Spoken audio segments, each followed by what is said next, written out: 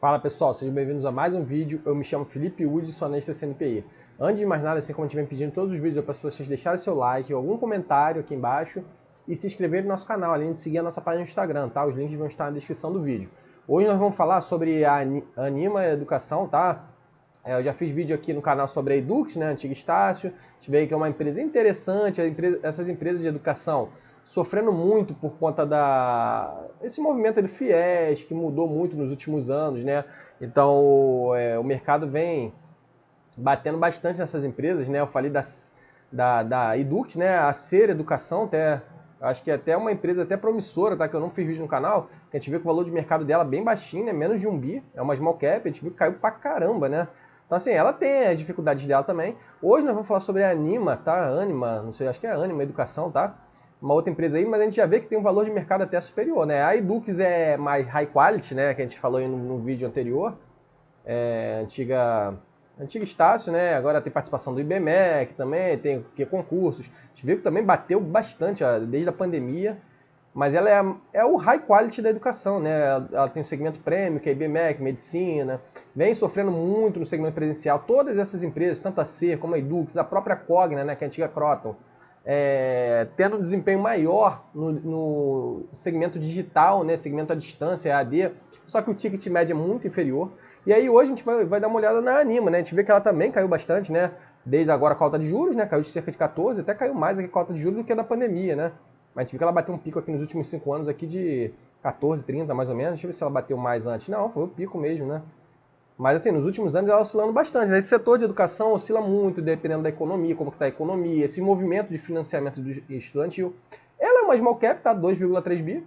Já teve muito mais acima, então a gente vê que também pode ser que tenha um potencial de crescer. Vamos dar uma olhada aí nos últimos resultados da Anima Educação. É uma empresa aí também, outra empresa, né? Antes, vamos ver aqui no Canguru, se a gente consegue ver o histórico aqui, né? A gente consegue ver o histórico de uma maneira. Então, o código aqui é ANIM3, tá? Ações ordinárias. É uma empresa aí que tem uma composição acionária assim, bastante diluída aqui em outros, né? 64%, isso é interessante. Nas demonstrações financeiras, a gente vê aqui, vamos dar uma olhada. A gente viu que a cotação lá oscilou bastante, né? De 2014, aí tem ano que está em alta, mas a gente vê que nos últimos 12 meses 3,4 bi. Aqui em 2014, quando estava a cotação alta, 2014, né, que bateu alta, ela tinha uma receita de 700 milhões, né, basicamente, subindo e tal, aqui meio flat, de 2017 para 2018, para 2019, ficou alguns anos flat, 2020. Subiu aqui a receita, né, mas, e a gente vê que a margem bruta subiu bastante, né, bem surpreendente, né, 2019 aqui. E nesses anos aqui que a receita andou de lado, a margem bruta também deu uma patinadazinha, até que 2019 até subiu um pouquinho, né. Mas aqui, ó, 2018, 2017, 2016, margem bruta meio de lado, né? A gente vê que 2015, mesmo com a receita baixa, e 2014, a margem bruta é bem superior. Por isso o mercado penalizando, né, essas quedas de margem. A gente vê que a margem bruta deles aqui nos últimos 12 meses elevou bem, né, 12%, mas ainda não voltou ao patamar de 2014, né? A gente vê que em 2014 lá ainda tinha algumas políticas, né, financiamento do FIES e tal. A margem EBITDA deles oscilando bastante, né, nos últimos anos, aqui em 2018 principalmente, 2016, né, a margem EBITDA caindo bem. Margem EBITDA fica um pouquinho distorcida, né, porque tem algumas depreciações aqui, né, só nos últimos anos, já deve ser aquisições. E também tem a questão do resultado financeiro, né, que a gente vê que está batendo muita empresa e por isso dando prejuízo, já dando prejuízo há algum tempo já, né, desde 2019. Mas o prejuízo nem sempre é a melhor métrica contábil. Claro que a gente tem que acompanhar também, a empresa não pode ficar dando prejuízo para sempre. Porque do ponto de vista do regime de caixa, pode estar gerando caixa, tá? Vamos dar uma olhada então nos resultados aqui do segundo TRI. Tem um release aqui, a gente pode dar uma olhada. Ver o que a diretoria, né, a administração, né, o Poder Executivo falou, né? A Anima Holding, anunciou esses resultados do segundo trimestre, tá? Demonstrações financeiras consolidadas. Então a gente vê aqui que a receita, primeiro semestre de 2022, né, para 2021, cresceu 83%. Mas isso aqui pode ficar um pouco distorcido por conta de aquisições, a gente vai ver mais adiante, né, se eles falam. A margem bruta subiu bem. A margem operacional também subiu bem. Isso aqui, então, bem interessante, né? Então a gente vê que a empresa evoluiu no segundo TRI a mesma coisa, né? Lucro bruto também, margem bruta caiu um pouquinho no segundo TRI. Margem operacional subindo.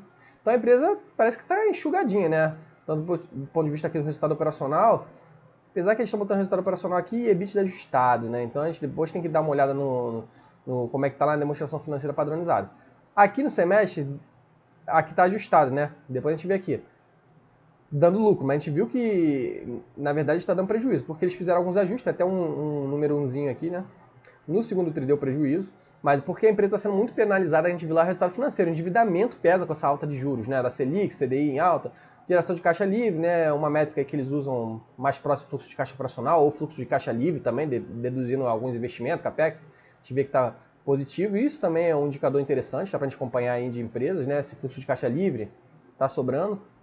Base de alunos deles cresceu um pouquinho. Base de alunos a gente desconta tanto as pessoas que estão se formando como pessoas, né, que estão saindo, né, evasão propriamente dito. Então assim, mais ou menos flat, subiu um pouquinho, pelo menos não está caindo bruscamente. Ela conseguiu ter aqui o do core do Anima, né, mais à frente eles devem estar falando o que é o core deles. Ter o ticket repasse, teve um ticket ensino digital interessante, tá? Esse repasse aqui não acima da inflação.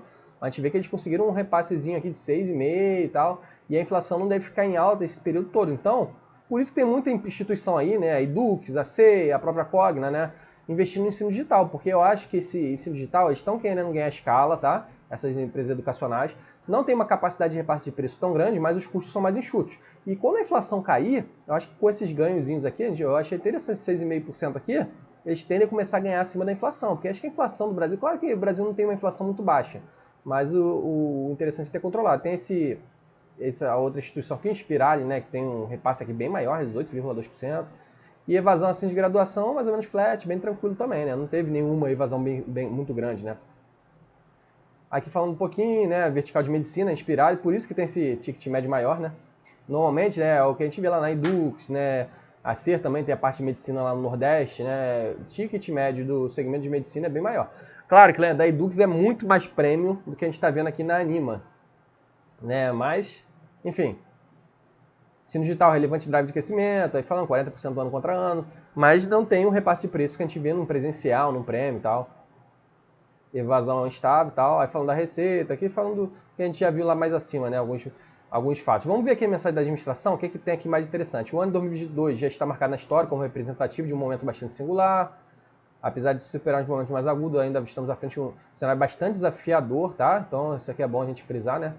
Em relação aos aspectos macroeconômicos nacionais e internacionais, sendo mais específico em relação às questões inflacionárias, que eu falei adiante, ainda pesa um pouquinho no repasse de preço, principalmente no digital, poder aquisitivo das famílias e tal, mas a gente vê que a evasão não está afetando muito. Todo o período de fora ainda vivemos um momento repleto de ambiguidade e incerteza, mas que sem sombra de dúvida carrega também as sementes de novas realidades e transformações. Na Anima, este ano também representa um momento particularmente especial na nossa trajetória. Completamos um ano de concretização da aquisição da mais transformacional da história, que possibilitou a criação do ecossistema de educação de qualidade do Brasil.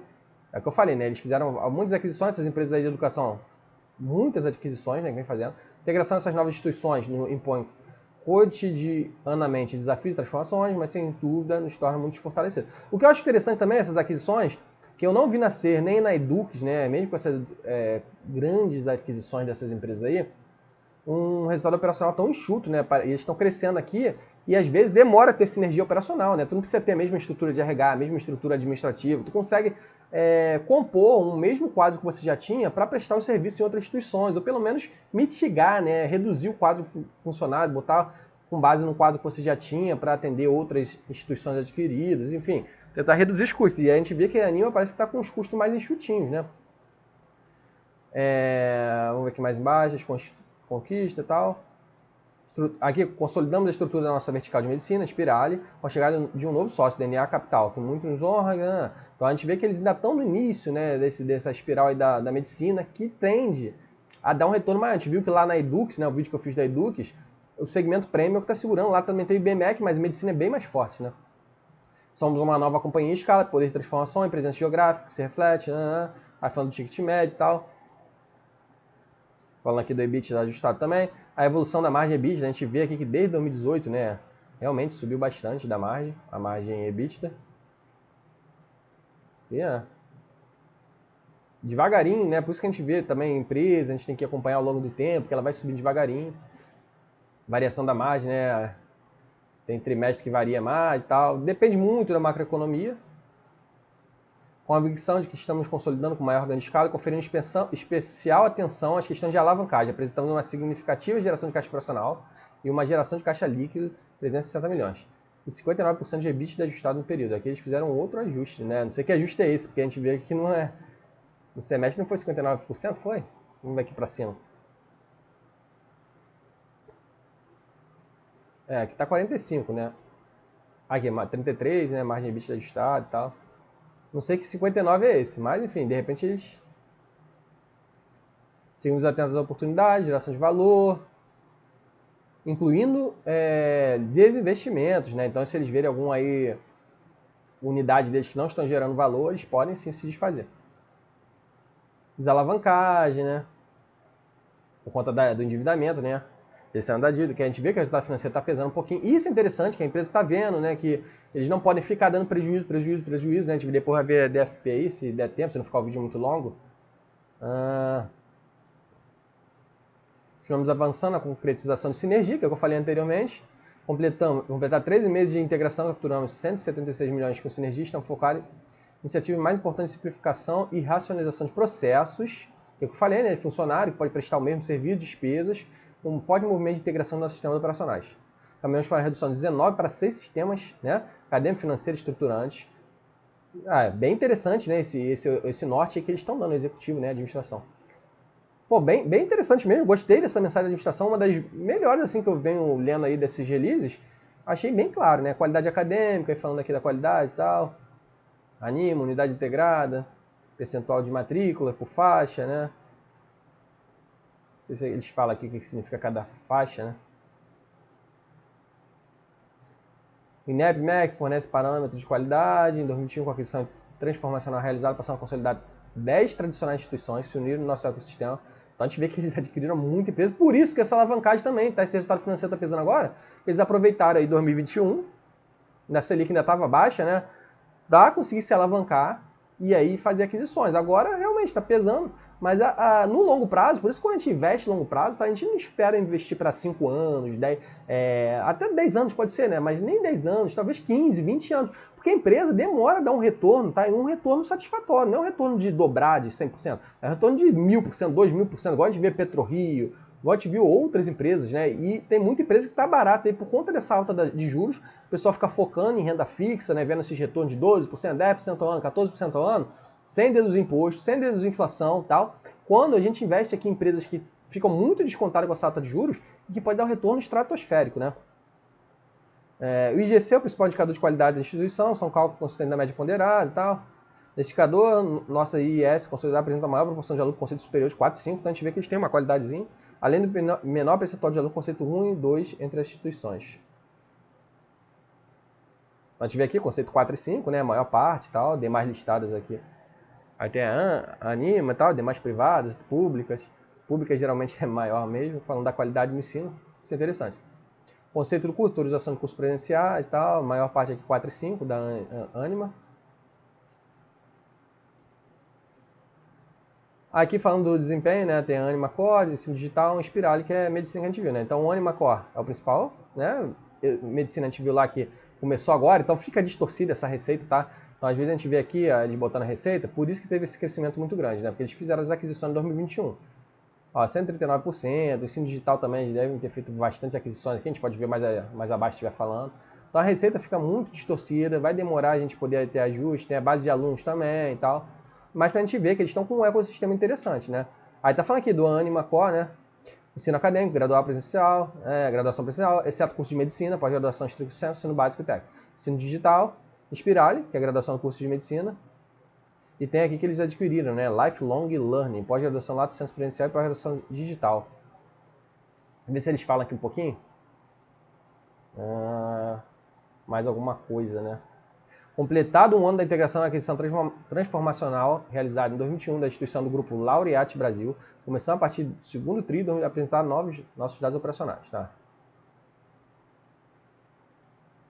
Sendo assim, considerando o caminho já percorrido pela integração da aquisição transformacional de 2021 e a chegada do nosso novo sócio, DNA Capital, na Inspirali, né, que é a parte de medicina, nossa vertical de medicina separamos a análise do nosso desempenho em 3 grandes blocos: Anima Core, Ensino Digital e Inspirali.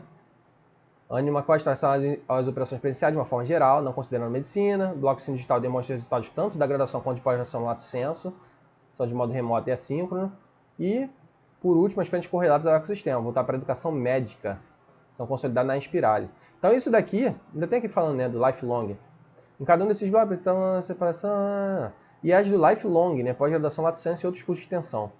Sendo esta última uma importante estratégia que passa a ser consolidada dentro de cada bloco. Sendo esta última uma importante estratégia que passa a ser consolidada dentro de cada bloco específico. Interessante porque eles vão tentar, né, oferecer esses cursos, lato sensu, para esses alunos aqui, né, que estão nas outras plataformas, né.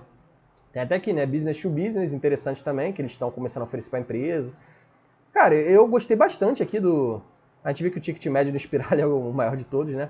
Mas, em geral, eles estão conseguindo ter um repasse aqui do ticket médio. Só no ensino digital que não conseguiu muito aqui no semestre, né? No semestre eles não conseguiram. No trimestre eles conseguiram um pouquinho mais. Então já mostra até um sinal positivo aqui também, né? Um horizonte positivo. Mas eu gostei bastante desse modelo aí de aquisições deles. A gente vai ver um pouquinho depois, né? Da questão do resultado financeiro, do endividamento, como é que tá, né? Aqui da evasão, antes que eu falei, né? A formatura e a evasão que impacta. Então a gente vê que eles têm formatura aqui no terceiro tri, teve uma evasão um pouquinho maior, e aqui no primeiro... isso aqui é 2021, né? No segundo tri não teve nada, tem uma evasãozinha, mas mais ou menos em linha com um pouquinho maior que o do ano anterior, né? A evasão. Mas nada de outro mundo também. No primeiro tri teve uma evasãozinha aqui também, a gente não tem uma base de comparação. Mas, e aí teve uma entrada um pouquinho bem menor do que a evasão. Isso aqui que a gente tem que acompanhar também, né? Essas entradas tem que casar com essas evasões, para a empresa não começar a perder base de clientes, né? Então a gente vê que a evasão subiu muito, mas ela ainda tem um modelo de sinergia aí, né? Tem até aqui, né, aquisições, né, que eles fizeram, não vai ser sempre que vai ter aquisições e tal. Nos outros trimestres a gente viu que teve bastante mais entrada do que evasão, né? Aqui não, né? Nos quartos tri não. Mas aqui sim, no primeiro tri. Então tá mais ou menos equilibrado, né? Por enquanto. Mas a gente tem que saber acompanhar essas questões também. Evolução da graduação presencial, né? A gente vê aí que tá unidades integradas total.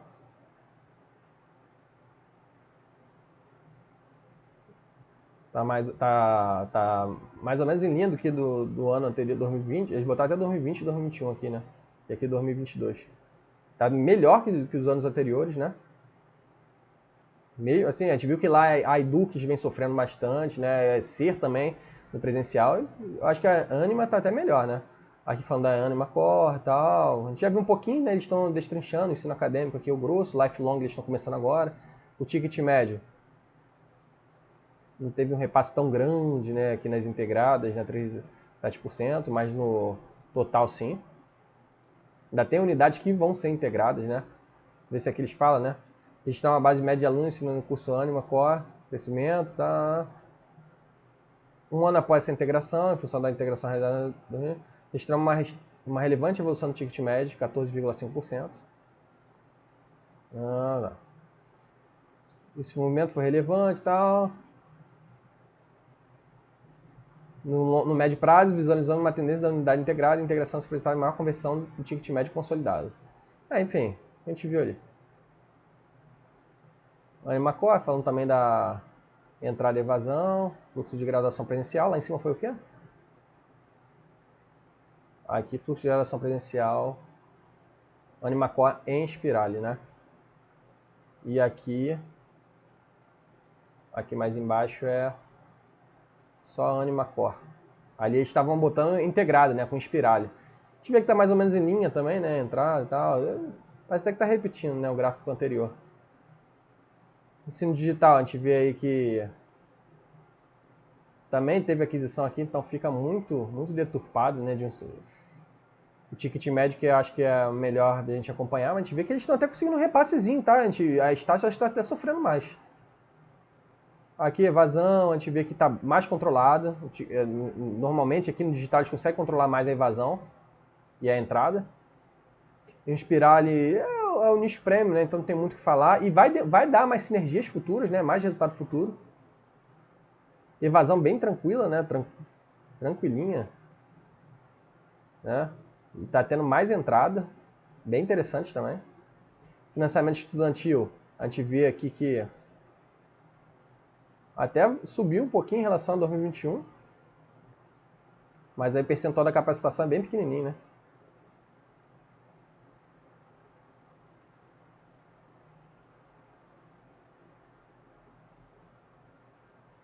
Bem pequenininho.